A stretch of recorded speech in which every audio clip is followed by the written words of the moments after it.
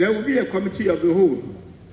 The governor of the Bank of Ghana will come to brief the House on the circumstances leading to the collapse of some banks and some financial institutions from 2013 to 2024. Mr. Speaker, to go back on a Tuesday, Mr. Speaker, the committee has also scheduled the Minister of Interior to come to the House and brief us on Tuesday, the 25th of March, 2025, on the circumstances leading to the raid of the residence of the former governor of the Bank of Ghana, Dr. Ernest Addison, on Wednesday, the 19th of March. Mr. Speaker, on the adjournment of the House, Mr. Speaker, as indicated earlier, the House is expected to adjourn Senedine on Friday, the 28th of March, 2025. In this regard,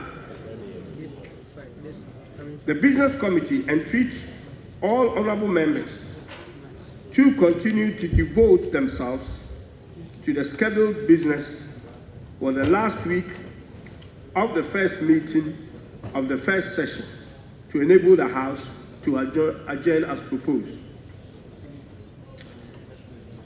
The Business Committee takes this opportunity to sincerely commend your good self, your deputies, and all honorable members for the self-sacrifice and devotion to the business of the House throughout the first meeting.